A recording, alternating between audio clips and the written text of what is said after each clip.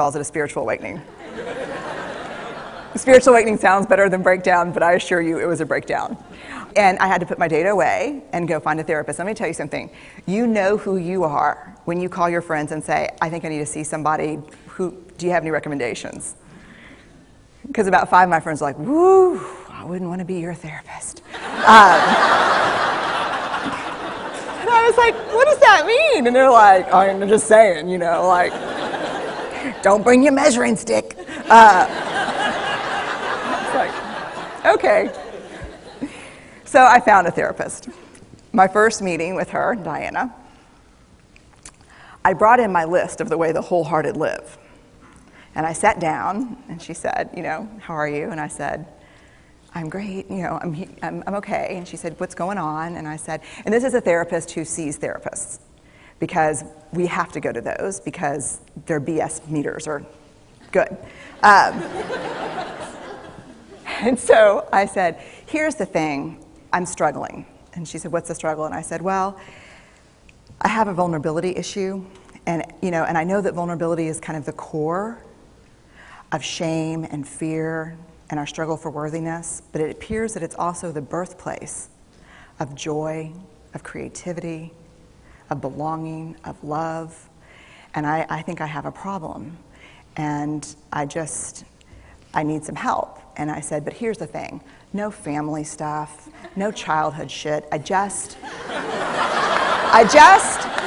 need some strategies.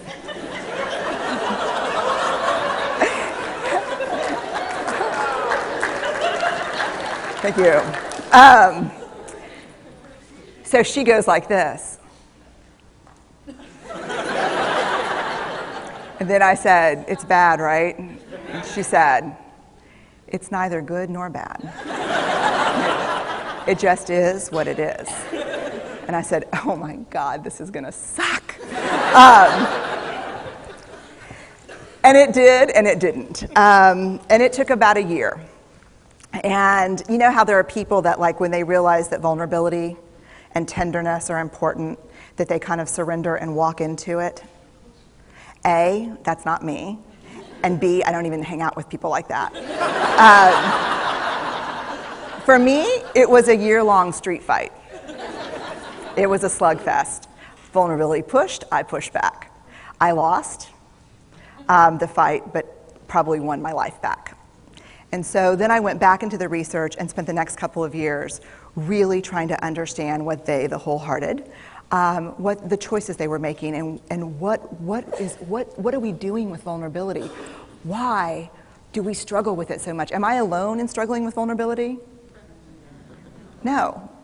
So this is what I learned. We numb vulnerability. When we're waiting for the call, it was funny, I sent something out on Twitter and on Facebook that says, how would you define vulnerability? What makes you feel vulnerable? And within an hour and a half, I had 150 responses. Because I wanted to know, what's out there.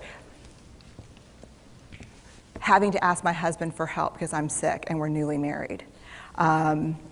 Initiating sex with my husband. Initiating sex with my wife. Being turned down. Asking someone out. Waiting for the doctor to call back, getting laid off, laying off people. This is the world we live in. We live in a vulnerable world. And one of the ways we deal with it is we numb vulnerability. And I think there's evidence, and it's not the only reason this evidence exists, but I think that it's a huge cause. We are the most in debt, obese, addicted, and medicated adult cohort in U.S. history. The problem is, and I learned this from the research, that you cannot selectively numb emotion. You can't say, here's the bad stuff. Here's vulnerability, here's grief, here's shame, here's fear, here's disappointment. I don't want to feel these. I'm going to have a couple of beers and a banana nut muffin. I don't want to feel these.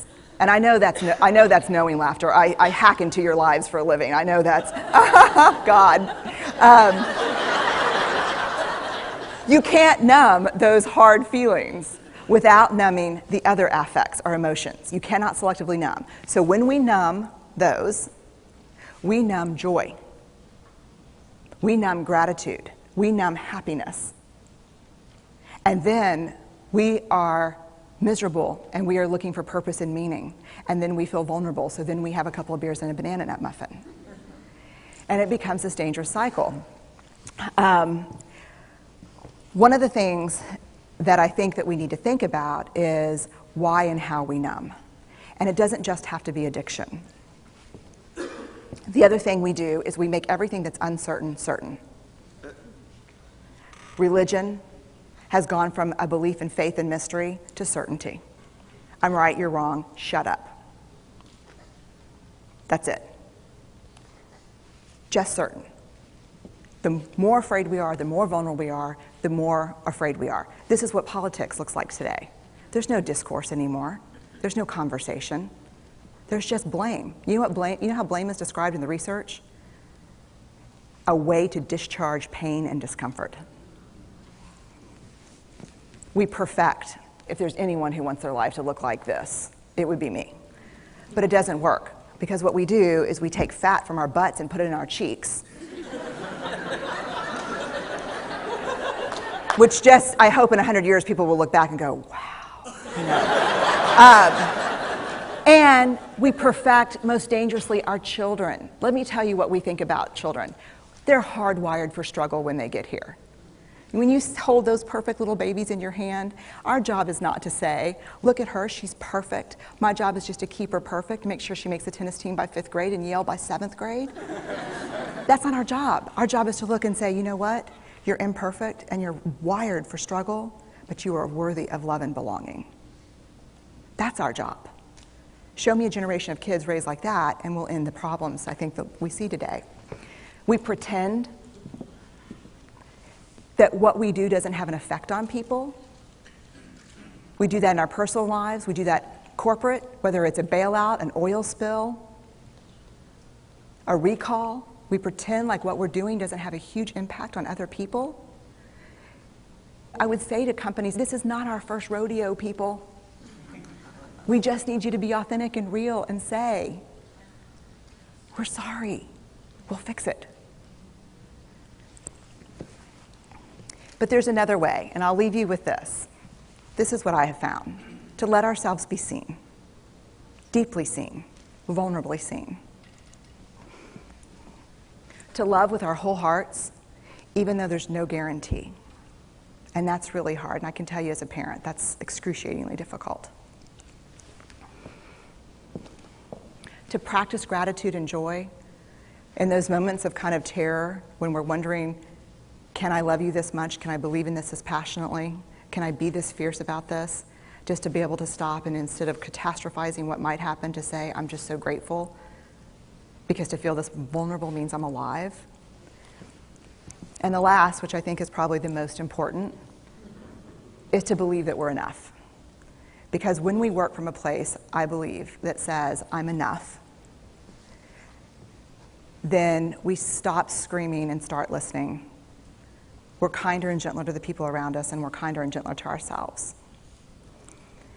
That's all I have. Thank you.